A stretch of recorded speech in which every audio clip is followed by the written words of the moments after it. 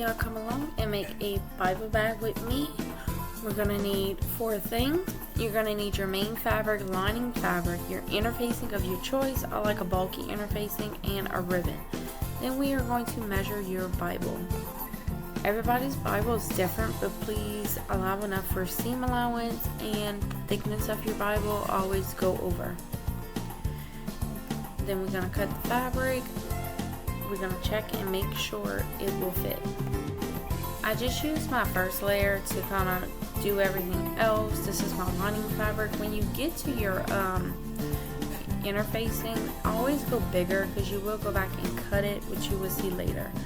You'll need 2 of those, and then I cut my ribbons 10 inches. You can do whatever you want. It's up to you. And then we have our 2 linings, our 2 mains, and our 2 interfacings, and our 2 ribbons. Right here, I am going to score my fabric, my main fabric, to quilt it. And then we're going to speed this up a little bit. But I use my little scoring tool. I think it would cost like $2. And a ruler. But you can quilt it however you want.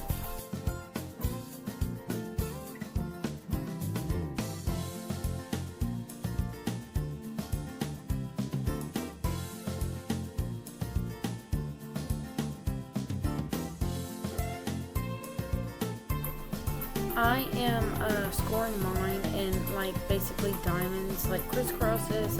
I just like the way it looks with the interfacing I'm using. Right here I'm using quilt batting spray. I'm just spraying it on the batting or interfacing. And I'm just going to stick my main fabric to it. That way it doesn't move whenever I quilt it. Not necessary. You could pin it. It's up to you. Just only do it to your main fabric.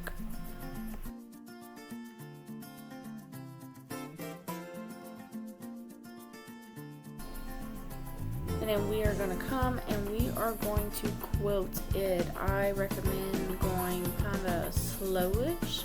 That way it doesn't mess your fabric up, because if you have to undo it, it's a butt. So just kind of go kind of slow. Make sure you follow your lines. Practice with it. I done did probably 20 of these already, so yeah.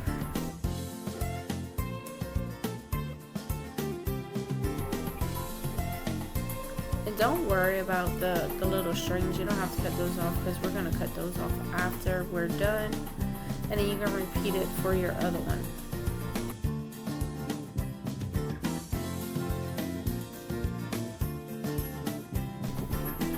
And right here we are going to cut the excess off. This is what I was telling you. On both of our main fabrics right here. And then there we go, we have 2 quilted main fabrics. Right here, this is my lining fabric. I folded it where I can find the middle, and then I'm clipping it to where my opening will be. You always need to leave an opening on your lining fabric to pull it through. Make sure you have your main fabrics facing each other, and you're going to sew around leaving one opening. This is your lining. Leave that part open and leave the bottom open, and then you just sew around it.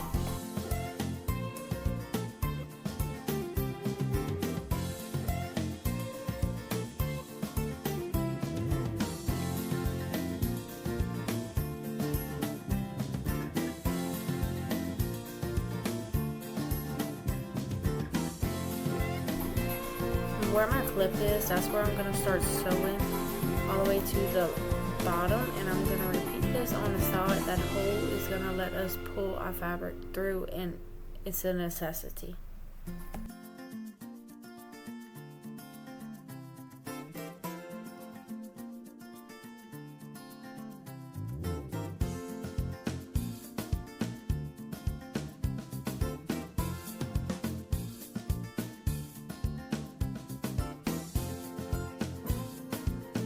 So now that we're done, this is the main fabric, the quilted portion of it. You're going to flip it out. Make sure you push those corners out really, really good, because it really does make a difference.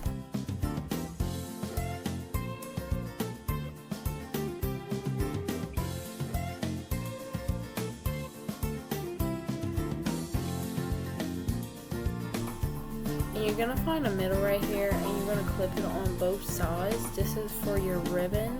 This is where your ribbon will go. I have seen people use fabric for this also, so it's up to you, whatever you prefer, a ribbon or fabric or lace would be cute. This is where we're going to clip the ribbon at. I suggest you go a little higher than the end of the ribbon in case you got some pulling. It won't pull your ribbon, like it won't thread it out. And then you're going to go around with your liner on the outside facing each other, and then you're going to go around and just clip it, and you will sew the outside of it just at the top. My seam allowance was about 1/4 of an inch.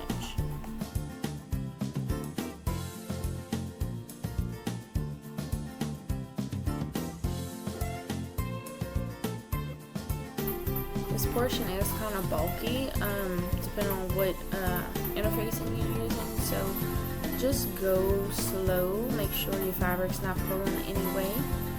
And then right here, this is where that hole is. That's where you have to leave open. You're gonna pull it out just like that, and you're gonna go in and you're gonna push the corners out again.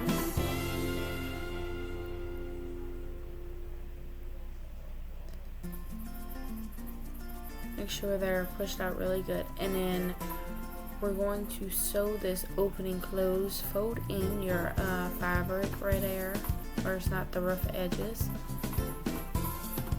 and that's where you're gonna sew it out.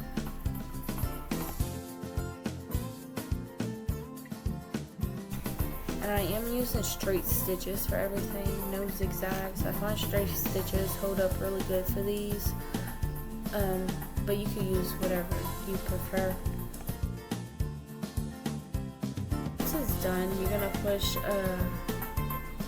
the fabric inside around it, and we're gonna clip it. Make sure it doesn't roll out. I always start with my seams, then I go in the middle by the ribbon, and then I do the sides some more. As you can see, my little helper came help me. She woke up from a nap and she couldn't help me. She actually loves to sew and help me. She picks up the foot and puts it down, and sometimes she'll guide the fabric through depending on how she's feeling.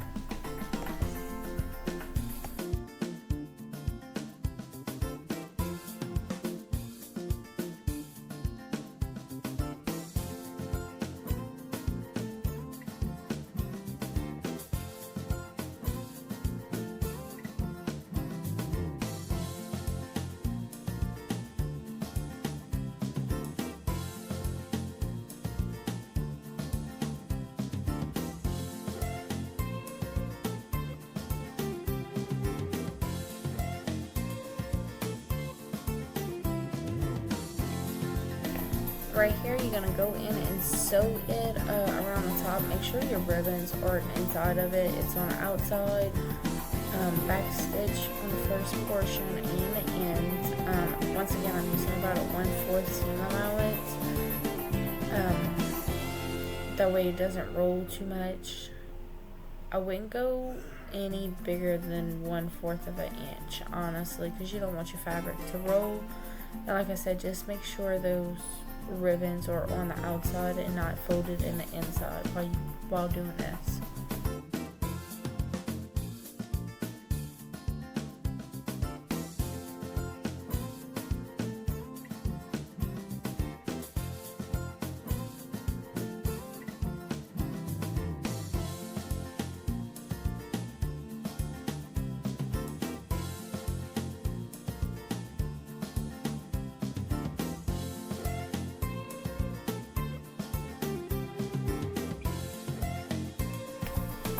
And this is it, the inside and the outside. It's completely seamless. It's perfect.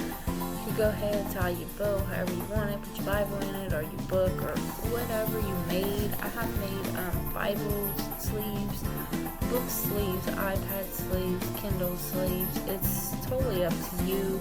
As long as you have the measurements, you could pretty much do it all. Just keep in mind of the thickness of whatever you're doing.